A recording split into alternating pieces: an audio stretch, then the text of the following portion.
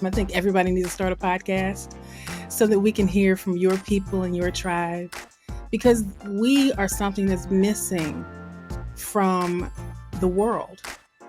People talk about us and talk to us, but they don't understand us because they don't hear from us. Welcome to Shaping Freedom with Lisanne Basquiat, the podcast where we help you unlock your potential and redefine what it means to be free. I'm your host, Lisanne Basquiat. I'm a former corporate executive, a life strategist, and the founder of Shaping Freedom. With a background spanning corporate, artistic, and personal development, I bring a unique perspective to empowering others. Listen in to discover inspiring stories and practical insights that will help you reclaim your life and rewrite your narrative. My intention is for you to gain the tools and motivation to be free in your relationships, your communities, and within yourself. This, my friends, is Shaping Freedom. In this next conversation, I have a conversation with Monica Wisdom. She's the founder of Black Women Amplified and a powerhouse in her own right. This conversation reads like a love letter to Black women. In our discussion, we talk about the ways that Black women are taught to neglect themselves. We also talk about how the most intelligent, smartest, and most successful Black women seem to struggle when it comes to talking about themselves and sharing their own stories and voice. And then we also talked about the message that we have for the 13-year-old girl within that'll really help both you and those that you're taking care of to be on a path that is more empowered, more self-aware, and absolutely in better care for themselves. I look forward to you hearing this conversation, and you're going to want to stick around to the very end, because at the end, Monica shares a powerful, powerful exercise that you can implement and integrate into your daily practice. This is my conversation with Monica Wisdom.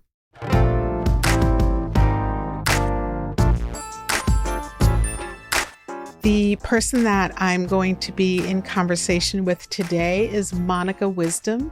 Monica is the founder of Women Amplified. She's an amazing, amazing human being. I was on her podcast just very recently, and we had this really great connection and talked about really meaty, good things. And so very excited that we have an opportunity to connect today. Please welcome Monica Wisdom of Black Women Amplified. Hi, Monica. Hello, how are you, beautiful? I'm doing well. Doing really well today. It's so good to see you again. I know. It's been a very short period of time. And thank you so much for being willing to hop on my show and play and chat for a little bit and let lots of people hear us do that. It is my pleasure, truly.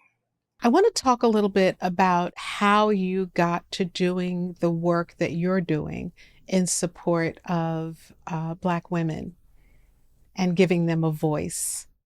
Well, initially it started with my own personal healing from lots of childhood trauma and all the things. And I said, I need to share what I'm going through, my healing process, the other side of it, with other people. So it began with starting with a blog, just sharing my life. And then it moved on to people asking me questions like, how did you do this? Or how did you do that? And so I said, well, maybe if one person wants to know, maybe many people want to know. So that's what birthed Black Women Amplified. It started off as a blog, and then it moved into a podcast, and now it's a full women's empowerment company. And specifically Black women, because we don't have places that are for us, that understand us, that acknowledge us, and that see us for who we are. And essentially, I built the place that I wish that I had when I was a 13-year-old girl. And so it's evolved, and it's growing and evolving every day, and I love it. And I love creating spaces where Black women feel safe and seen. Yeah, thank you for doing that. I think that a lot of us who are in the work of being in service typically do that because we are providing something that was missing for us or something that we wish that we had. I read a little bit about your story online, and I didn't realize that your career started as a cosmetologist. Let's jump from being 13 and kind of wanting something, or maybe let's start there. When you were 13, what was it that you felt was missing for you? Well, at 13, my mother passed away. She committed suicide, and I went to live with my father and a stepmother I had no idea about. So it was me trying to figure out life. And then as I got older, I initially wanted to go to college to be an accountant. I love numbers.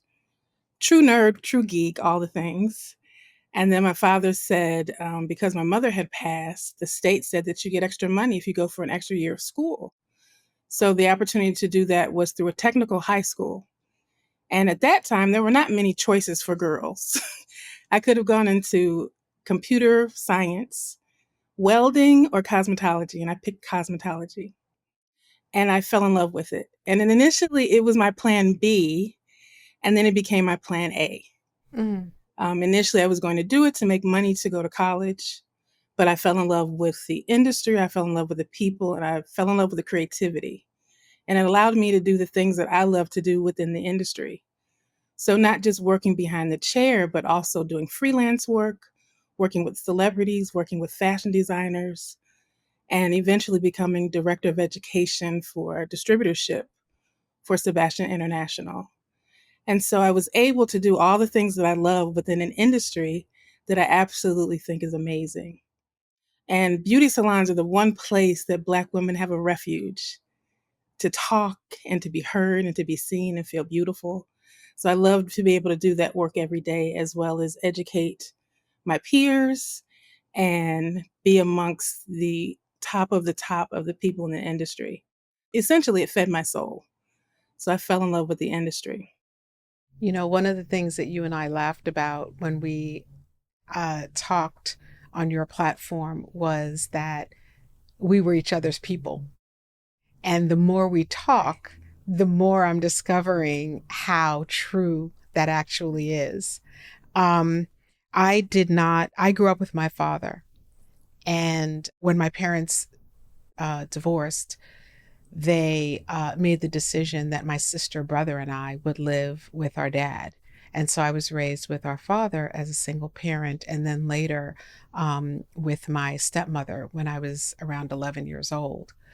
And that relationship was one where my father was really clear because my mother, we had a relationship with our mother, and he wanted to make sure that we were clear that we had a mom. So my stepmother's role was more as like friend and guide, but it was very clear that our dad was our parent.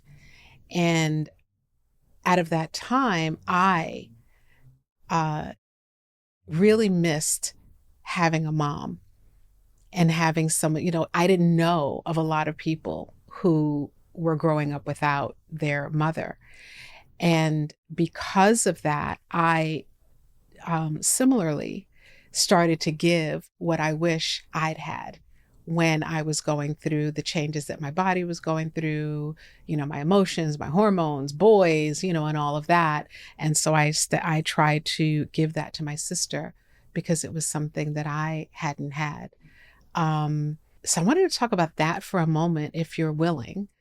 Um, to talk a little bit about, because I think that an experience that that actually it does happen. I mean, I don't know how commonplace it is, but I think that it is common for young women to be at that age, that 13, 14, you know, that between 11 and 14, 15, where for whatever reason, even if they have a mother at home, it's an age, I think, where in my experience, they're comes a time where young women feel somewhat alone and like they're looking for guidance and support and help through what's happening in their lives.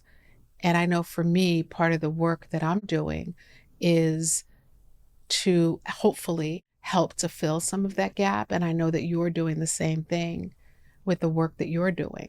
So, is there anything that you would say to a young person who might be experiencing the same thing?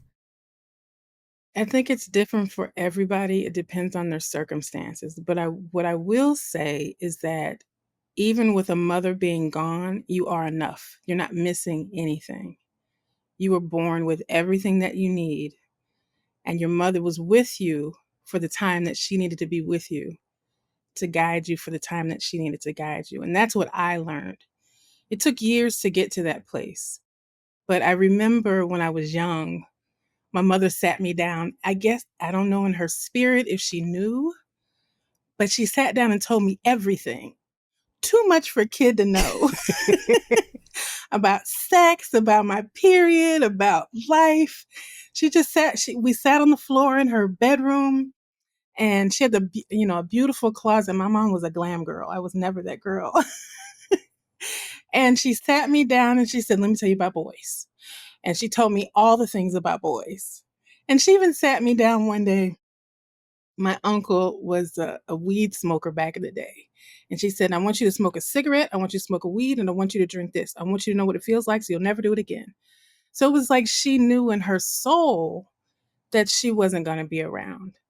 And so we have to look for those divine guidances that our parents gave us before they left this earth. And just know truly what I would tell a young girl is that you have everything you need. She gave you all that she had to give, no matter how she passed away. That was all. It's everybody's destiny to go to the other side. Mm-hmm. And sometimes people go earlier, sometimes people go through childbirth. But I promise you, one, you have everything that you need. And two, she's always with you. I talked to my mother this morning. My mom is still with me, and I can see her influence on me. I look in the mirror and I see her.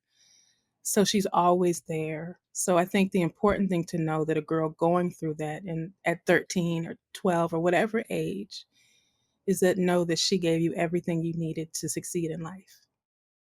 And I think that's important wisdom for any age, that we might be at, even once we get into adulthood, because I think that when someone is gone, sometimes we have a fantasy about what our life might be like with that person if that person were still here. And ultimately, I think the life lesson that all of us are presented with the opportunity to receive is that we really do have everything that we need, and that life has a way, both the people in our lives, our caretakers, and the universe, everything that's coming together and forming to uh, influence our life experience. It all kind of comes together to help us from one moment to the next, from one journey, one chapter to the next chapter. And so we really do have what we need, even when what we want may not be present for us. Hmm. And that's the block, is we think that it's not there. That's the challenge, is getting past that idea that we don't have what we need. And that's where we get caught up in our anxiety and our misunderstanding of life. Um, it's like a veil that's between you and what you really want. It's already there. Like I told you, I believe we're multidimensional beings. And people talk about manifesting, but the truth of the matter is everything we want is right in front of us. But we block ourselves. And when we have trauma and we have abuse and many of the things that I went through, that's all for a long time. I'll just speak for myself. That's all I saw. That's all I saw. And it was connected to my self worth. It was connected to the decisions that I made in life. It was connected to the people that I dated. Um, all of that was intertwined in what I thought I didn't have because I thought somebody else had it for me. And it wasn't until I had the opening of my divine eye and my hearing and my heart that I knew it wasn't anything that I wanted wasn't from other people. It was already here. It was already here. I think people talk a lot about manifestation as if it's something outside. And I think, we have strategies for whatever it is that our circumstances look like, right? And I think that once we realize, I refer to myself as a life strategist, not because I'm the only one, because I recognize that I have a strategy for every result that I have in my life. I have a strategy for jacking myself up and making the wrong decisions, and leading me to a place that I don't want to be.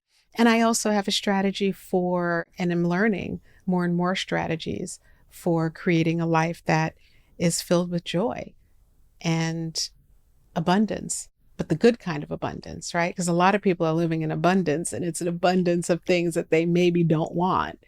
And I think that once we recognize the power and the ability that we have to create and to manifest what we want, it takes that veil away, and brings us that much closer to seeing the results and then being able to course correct along the way if we choose to. Course correcting is a powerful tool. It is. It is. Course correction is. Sometimes you get off, you're like, where am I going? Oh, let me get back over here. Absolutely. Absolutely. And I think that's also a powerful word for the folks that we were just talking to, that you can course correct. Like, it's not over until it's over. And so you can always choose to go in another direction. And sometimes it's harder than other times. Sometimes the weeds are planted a little bit deeper and there's a little more hardened, caked dirt around it, but you can always course correct. It just takes a moment to make the decision, and then you can, set forth the work to make it happen. Most definitely. What is your favorite movie? My favorite movie of all times is The Matrix. Oh, wow. That is my favorite movie. Why? I used to watch that movie. There's something, I think because when it came out 25 years ago, it was the one movie that explained everything I was thinking in my head. Because even though the conversations we're having now they're common now, but back then you were the odd kid or the weird kid, or like, I better not talk about this with anybody. But when I saw it, it was just like, oh, I'm not crazy. And the idea of just what I talked about, the veil being removed, like the scene where Neo discovered that he could stop the bullets. That's the moment when the veil is removed from our lives, is that we understand that we have the control over our lives, not other people or other entities or other situations or the government. We make the decisions for ourselves, but we have to see it. And then Trinity was everything. Trinity was everything. Even she was as strong as she was compassionate, and she loved her man. And so it was the first time that I recognized where a woman could be all the things. You can be soft and gentle and caring, and then you can go out and whoop ass. And and then you can cry, you can be sensitive, you can do all the things. And so I always had a deep affection for the character Trinity. Yeah, I love that. I think a lot of us women struggle with that. We don't struggle with knowing that about ourselves. I think we struggle with sharing that and expressing that out of fear that we're going to be judged for it or rejected for the complexity that actually is the woman. We either have to be a badass or soft and feminine. No, be all of it. Yeah, all within 5 minutes. Be all of it. It depends on what's going on. Yeah. Talking about correcting course, I think I read something in your story about a moment where you had to course correct, where you were on your way somewhere, you were traveling and something happened, and that was kind of a pivotal moment for you. Will you share that? Oh, that was it was when I first started learning about this whole internet thing. Cuz I'm truly an analog girl. Gen X analog girl. And so I had the question of how are people making all this money online? What is going on? So I went to my first conference in Tampa to learn a little bit more about it. And a friend of mine was working in New Orleans and he said, "Come to New Orleans when you get done." So if you know you're an entrepreneur, so you know that when you're an entrepreneur, everything's on you. So I was working hard to make enough money to make sure that when I got back, everything was taken care of. Everything I needed was taken care of before I left. I go to the conference, I wasn't feeling well. And it was interesting because I went and bought a bottle of Tylenol and a bottle of Advil. I'm like, I'm just going to push through. And I was losing my breath and I didn't feel good. And the first thing that came to me was the negative self talk. Girl, you just need to lose weight. You got to work out, just all the negative self talk, The judgments. all the judgments, all the things that anybody's ever said, just like it just flooded in. So I get to New Orleans, um, my first time there, and I was excited. But I get off the plane and I could barely breathe. Mm. But I'm just going to push through. I'm just going to take some medicine and push through. I'm just tired. It's been a long week and a half. I'm just exhausted. I get off the plane. I go to my friend's hotel, and he's not there because he's working. He sees me, and he looks at me crazy. I was like, well, what kind of welcome is that? He said, okay, well, let's go to dinner. And I'm walking through, the hotel was in the French Quarter, I think it's called. And I could barely walk. So by the time we got to the restaurant, I was in so much pain. Anyway, long story short, I ended up in urgent care. Mm-hmm. And when I got to urgent care, the doctor was like, yeah, so you can't leave yet. And I ended up getting steroid treatments and breathing treatments and an x-ray that said I had full-blown pneumonia Oh, wow. in all 4 of my lungs. And until later, I had not noticed that my skin was turning bluish because all I was doing was trying to push through. So they were like, yeah, so you can't leave. So they gave me like 3 breathing treatments, 2 shots in my ass.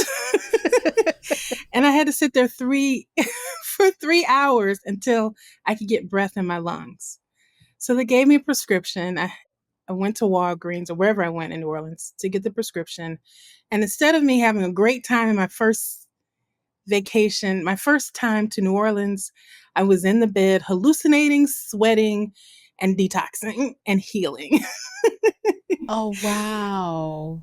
And my friend was working on a movie. He's in the movie industry. So it was an opportunity for me to go on set, see all the things because he carries me around in his pocket. I couldn't do any of that. And by the 3rd day, I was much better. And the doctor said, I can't release you to fly until you come back and see me because I don't know how your lungs didn't explode on the flight here. And so I was like, okay. So anyway, long story short, I went back and got he didn't even recognize me. I looked completely different. My skin had lightened up. My eyes were bright. And he thought I was somebody else. And then when he realized who I was, he was like, he ran into the room. He was like, oh my God, we thought you were going to die. Oh, wow. What is going on? And so he was so happy to see that I looked good and I felt good and I could breathe and it was fine. And then I went to my friend's job, and the miracle of it all, I got to have a conversation with Ruth Carter, who was the costume designer. And she told me all about Malcolm X, the movie Malcolm X. But after that, I realized that I was in such a hustle and grind lifestyle. I had to sit back and say, why? Not, I'm going to stop, I'm going to do this, I'm going to do that. But why am I doing this?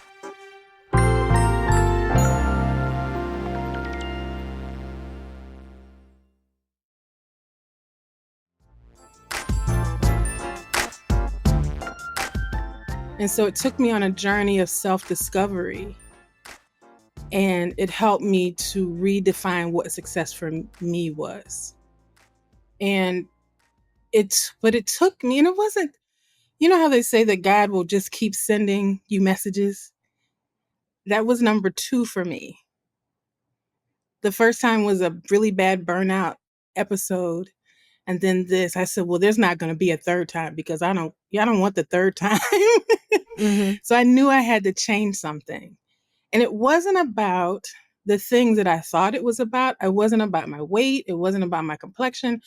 It was about the fact that I felt like I needed to prove myself to people. It was all about my self-worth. That if I worked harder, that if I presented myself in a certain way, that if I hid the life that I came from, because of the shame and the trauma of it all, I thought it was too much for people to handle. I knew that, and my journey was to find my voice. So that was a turning point for me, and that was the journey to find my voice and to find peace. And through that journey of self-discovery, I was able to switch off that grind and hustle idea, and that idea that I'm not enough, and recognize that I am. More than enough. That goes back to that abundance thing that we talked about earlier. Like, not just that you're enough, but that you have everything that you need. Everything, yes. A lot of our listeners are folks who are, and I said this a couple of weeks ago during a meeting, folks who are trying to type A differently. You know, type A folks that, you know, we want to get it done. We're moving, we're pushing through, as you said. And there's a different way of doing that. And I think that a lot of times people believe that there is only one way to achieve the results that they're trying to achieve. And so what I'd love for you to share, if you can, is what were the signs that you had before you wound up in the hospital with full-blown pneumonia, or the first time that you burnt out? Like, what were the things that were happening in the months, weeks, days leading up to that, so that hopefully we can help someone to not only course correct, but to circumvent going through something similar? How I knew I was burning out. Looking back, much of it was unresolved trauma. And I was living a dual life. And I always say life is different when the door closes. So when I'm out in the world, everything is grand and da da da. But at home, I couldn't sleep. And then when I was sleeping, I couldn't get out of the bed. I couldn't pull myself together. I had insomnia.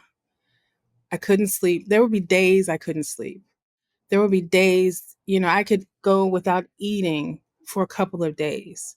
So it was not taking everything that was not taking care of me. But if somebody called me, I was out the door. I put my cape on, like we talked about, and I was out the door. Like if my best friend needed me, I am there. If work needed me, I am there. But when I needed me, it was like, I don't know what to do. So the signs for me was not sleeping. There was the first burnout. I didn't have my cycle for a couple of months. I even took a pregnancy test, even though I wasn't having sex. Like, You just got to the check. second coming. You never know. They're discovering new things in medicine every day. So, Right. Dude, it was 10 years ago, but I don't know. Right. Maybe I sat in it somewhere, but and then I was always on 8. 10 was just so close. It just took a second for me to pop off on people. And I always had this desire to prove myself. Like, to make sure that people knew that I was smart, that I was, all the things that really didn't matter, that people didn't care about. But when I recognized it in myself was when a guy said to me that I was dating, told me, we spend all this time together, but I don't feel like I know you. Mm. So I was hiding myself. I was hiding myself in plain sight. And half of that was because I didn't know who I was. That's a whole nother story. Half of that I didn't know who I was. And the other half of that was it was a sign of burnout. And so I pushed myself to prove myself. So it came out in the perfectionism, like writing something. I had to make sure it was perfect. Everything had to be perfect. So those were the symptoms that I had. I could write a complete story and then tear it up and just beat myself up. So the self-talk, the not sleeping, the not having my cycle, constantly in a rage about something. For me, that was the symptoms of my burnout. And I'm sure it's different for other people, but these are things that we don't look at until we look at them. And until we get to the other side and we look back and say, oh, well, that's why I cursed that person out. Or that's why I don't have road rage, but that's why I had road rage. Because I was always on 8 and 10 was always, I never had a 9. I went from 8 to 10 and sometimes 12. And I would distance myself from people. I would really distance myself from people and I could easily deflect from a conversation. So the signs of the burnout were many things, but it all came down to unresolved trauma and connected to my self-worth. And that's what pushed me to be the best that I can be. On top of being a Black girl, and society says you have to work 10 times harder to get one step ahead. So it was a combination of things. And like I said, it's different for everybody, but we really have to take the time to examine ourselves and learn to hear our own voice in order to know that we're getting close to that point of exhaustion and burnout. Yeah. I've heard that story a lot about having to work 10 times harder. And I think that that's what we do as Black women sometimes. And I think it's false. And y'all don't beat me up for this, but I think it's false. I don't think it's that we have to work 10 times harder. I think it's that we have to understand how to play the game and we have to understand the relationships to have. We have to build those relationships and we have to figure out how the game is played. And I think that for a lot of us, I was in corporate for a long time and I would hear that a lot. You got to work 10 times harder. And logically, it didn't make sense to me because it's like, what does that actually mean? Like, what is the end result? And what I noticed that there were a lot of us who were really banging our heads against the wall, trying to figure out how we can work even harder, living at that point of 8 that you're describing, at that point of burnout, and then wondering why we weren't getting whatever that result was. And I think the problem with that is that anything that requires us to step out of ourselves and be completely uncomfortable and punish ourselves and beat ourselves up and push ourselves through and past what is human only weakens us. It doesn't strengthen us. That's not to say that working hard isn't important. I think it is. I do every day. I know you do. And I know many of us, many humans do. I think it's a matter of figuring out what the game is that you want to play and what the rules of that game are and how to do it from a place of self-compassion and prioritizing ourselves. Because at the end of the day, if you're laid up, in a hospital with pneumonia or in bed for a week because you're recuperating, you're not, it doesn't balance out. The math isn't mathing, The math is not mathing. at all, at all. I remember I was studying last year, I got my certificate in women's entrepreneurship. And so I was using Black Women Congratulations. Amplified as a case study. So I was looking for information on Black women's studies, and there are none. And so I came across And I did my whole season 3 was about self-care because of this article. There was an article in the Yale College of Medicine that said Black women are excluded from important studies due to the weathering of our bodies because of racism. And because of the lives that we live, and because we're dying earlier than everybody else, they just exclude us from studies. And that was so disturbing to me. Mm. And that's when I kicked into the self-care part of my company and of the podcast, because I said there's got to be ways that we can take care of ourselves and move out of this grind, because it's literally taking us out of here. It's not a game. And the fact that they don't even bother to study us, that we're getting diseases and disorders, they said 11 years, even before Hispanic women. And because of the environments that we're in and because of the racism, I said, wow, there's got to be a way that I can counteract that and make women aware of this, why we're getting autoimmune diseases and all of these other things really quickly and really strange, really, really strange. And they can't seem to find a way to fix it. It's because they don't study our bodies to know how. Mm-hmm. And that is the biggest neglect that any nation can do to a group of people. And if we're not aware of it, we do think that we have to work 10 times as hard to fit in to a place that wasn't designed for us. So I say that to say it's important that we stop. Wherever you are, whatever you're doing, however you think that you have to win, just stop. Because that is not the game that we have to play in order to get ahead. The game that we have to play in order to get ahead is to take care of ourselves first. We live in a space where everybody else takes care of themselves and we take care of everybody else. We have to stop and take care of ourselves first. Right. That's the key. Yeah. You mentioned before about the greatest thing is neglecting a group of people, neglecting Black women. And I think the greatest sin has been a society that has trained Black women to neglect themselves as the norm. I once had someone say to me, someone who was very well intentioned, made a comment to me about, or suggested to me, that I talk more about business, how to succeed in business and give business tips. And she said, I know you talk a lot about self-care, and I think people really want to hear about business and entrepreneurship.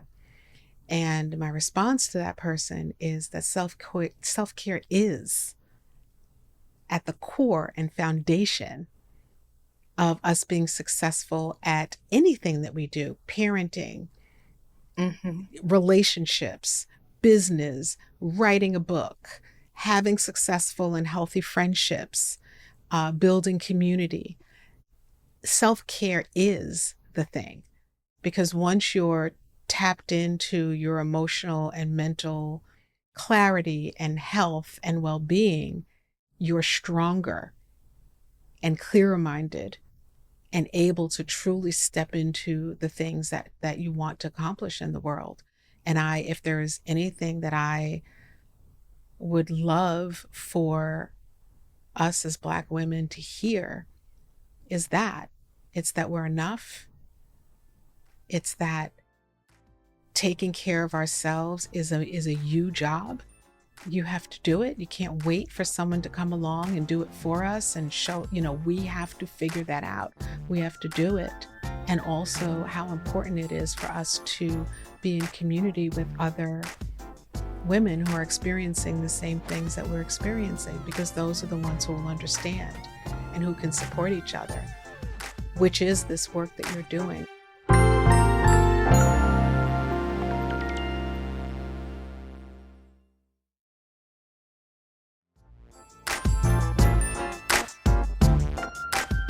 I'd love to hear more about Black Women Amplified, what you're doing with that platform. How do you support women? I support women. We have life enrichment programs and empowerment tools like great journals. I have a journal called Self Love, which takes you on a self discovery journey. I have the Soul Success journal that helps you to ask the right questions to yourself about your why, what's important, what do you need to release, and what do you need to build on. And then I have the podcast where I have empowering conversations with women like you who I intentionally have a space where people can tell their story. Because one thing that has always helped me is hearing other people's stories, especially not having a mom and living the life that I've lived. I've had to get information from other people. And so that's always been important to me. And I do coaching with women. I either do one on one coaching or we can do I love doing master classes and things like that where people can get a bite of what they need. Um, and basically, in my writing, my blog posts, I talk to people about life and my perspective. And my encouragement to women is that my focus is to help women tell their stories. Mm. I think that is the most important thing that we can do is add our voice to the conversation of America, add our voice so that we can hear and look at our lives in a new way and that we can see ourselves from a different perspective. And so storytelling is important to me. Um, I I say it all the time. I think everybody needs to start a podcast so that we can hear from your people and your tribe because we are something that's missing from the world. People talk about us and talk to us, but they don't understand us because they don't hear from us. And like you were talking about before, well, we were talking about being neglected, we've also been silenced. Yes. So when people are talking about having a soft life, I say get louder. Mm-hmm. When people are saying we need to, back off, I say go forward because I feel it's important that we do that. And I find doing the podcast, a lot of people don't like to speak about themselves. We can speak about issues and speak about society and speak about injustices. But when I ask somebody, tell me about your life, the most intelligent women melt because of the fear of people hearing about them. So my work is rooted in helping people get past whatever that is so that you can freely talk about yourself from a place of empowerment. So a lot of my work is through storytelling, helping people tell their stories in a powerful way. And I have a life visioning process because I think it's important that we see our life. A lot of us have made decisions in life based off of reacting to life. Mm-hmm.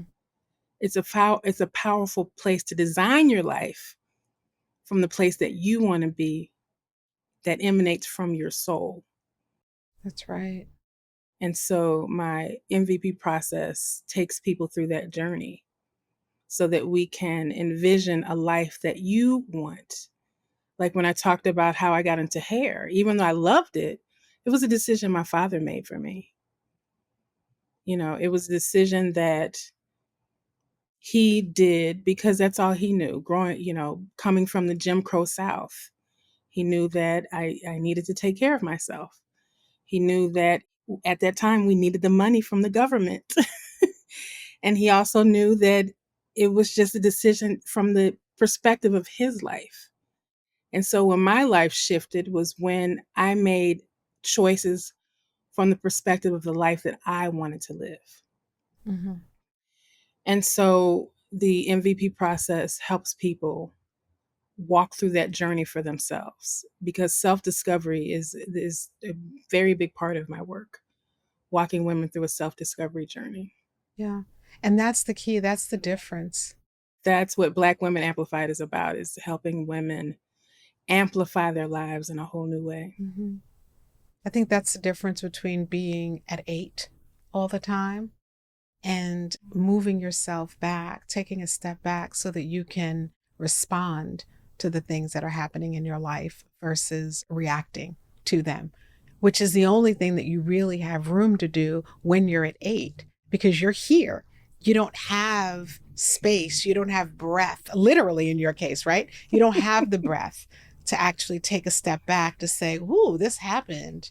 What, how am I going to respond to it? You're popping off, you know, and, moving, pushing through. I tell everybody I was the pop-off queen.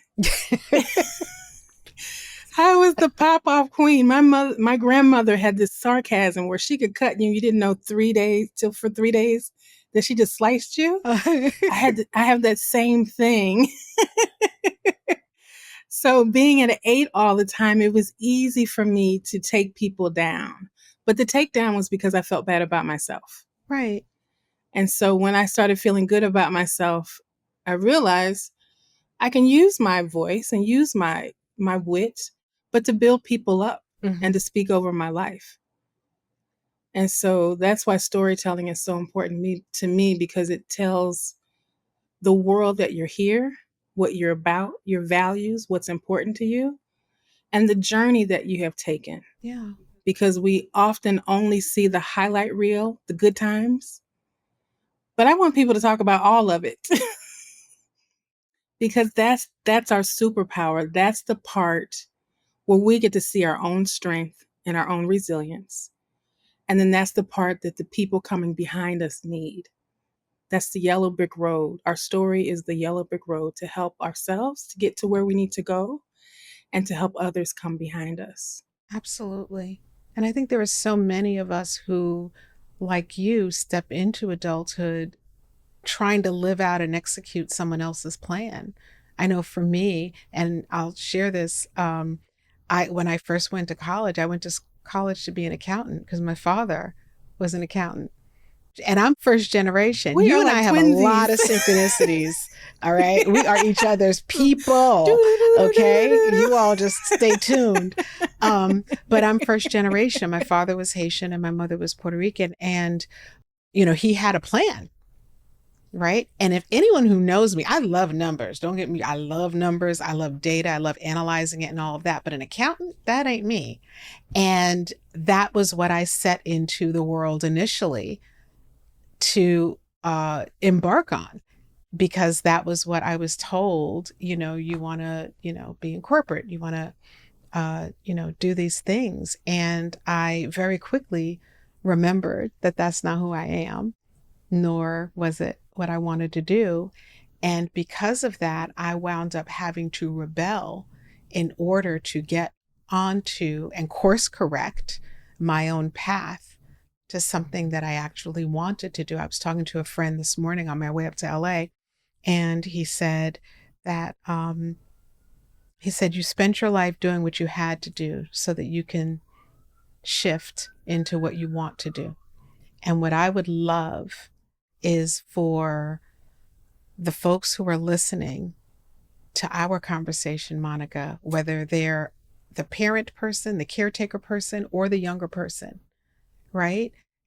Save time, save brain cells, save your emotion, and prioritize doing what you want to do because you were made specifically for that thing. That's why you're here. And there are so many people who are miserable, although very successful on paper, because they're going down a path of someone else's dream. And it is almost impossible for us to feel truly fulfilled, truly filled up, truly in alignment with who we are when you are walking a path that belongs to someone else, that really has nothing to do with you. You've just been dragged into someone else's story, someone else's belief that you're supposed to be the first person to X, or you should be doing this thing because that other person didn't get a chance to do it. It's not over till it's over. That person, go to school. If you always want to go to college, how's this? You go and let this other person do, what is right for them. Even if it could be the same thing, but the ability to choose in a world where we are so, specifically now speaking to Black women, in a world where we are so neglected by other people, by ourselves, by society, by, the way, the patriarchy, choose, that's how you take back your power. And choose yourself. Yes. And choose yourself. And it doesn't matter if you're 40, 50, 60. The point of power is when you choose yourself and commit to that choice. That's the secret. Commit to the choice that you made. Because many of us, especially if we're Gen X, we were not given a pamphlet of this is how you do life. Our parents said, we're done with the civil rights thing. Now you all go and do all the things that we couldn't do. So we followed the directive. And like you, I rebelled. I went to beauty school. I didn't go to college until I was in my 50s. And so I lived a life that was designed, just like you said, for me by someone else. Mm-hmm. But what I accomplished in those decisions was always in me. Mm-hmm. It was always in me. I just didn't see that it was always in me. I looked for validation from other people. But once I saw that it was in me, I could care less what other people think about what I'm doing. Honestly. And more important than that, I love it. I love even when I was doing hair, the only thing that I'm doing different now and then is I'm not picking up a curling iron. But the work has always been the same. Yeah. Whether it was in a client in the chair or a client on Zoom, the foundational work has always been the same, transforming the lives of women. And like you talked about, it's always there. But we think it's somewhere else. We think that a degree, especially Black women are the most educated. I just had a conversation with a girlfriend. I said, do not go get another certificate. Implement. Stop studying. You don't need another degree. Stop studying. You don't need to listen to another tape. You don't need to read another book. Now it's time for you to write it. Mm-hmm. Now it's time for you to put out your work in the world. Let it go. But we live in a society that says we need to do more to be more. No, just be yourself, because yourself is enough. That's enough. It's enough. You're enough. You're enough. It's enough. And here's the thing. And I'll say this and then we can move on. But if we weren't spectacular, the whole world would not be emulating us. If we were not amazing, the whole world would not be trying to oppress us. Right. If we were not powerful, the whole world would not be trying to neglect us. It is not because they think we're less than, it's because they know our power.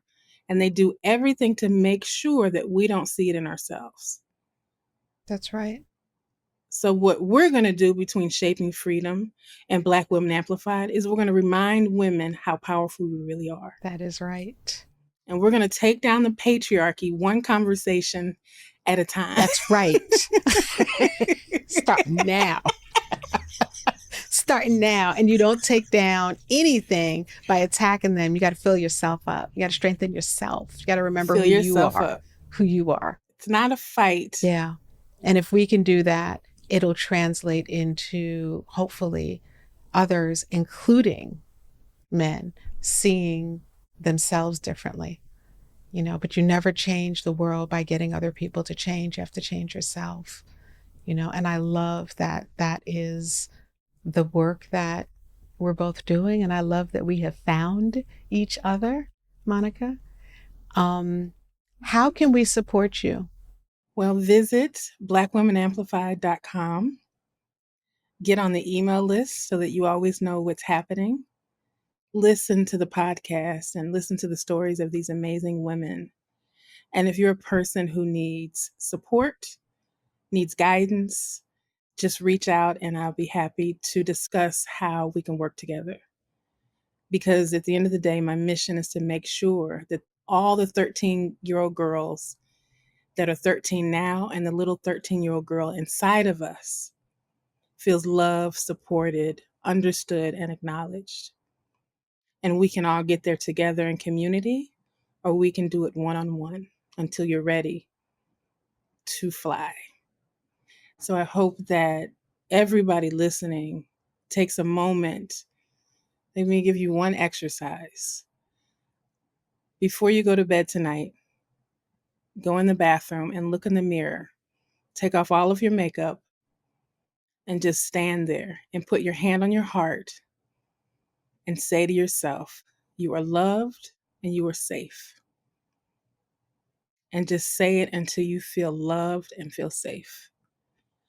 And then once you get to that place, go write down, get your journal out, because I believe in sacred writing. Get your journal out and start to write down everything you feel. And do that every day for 7 days and chart a new course for your life. Wow. Because at the end of the day, you are the person, like they say, you're the person you've been looking for. But you first have to see her. Yeah.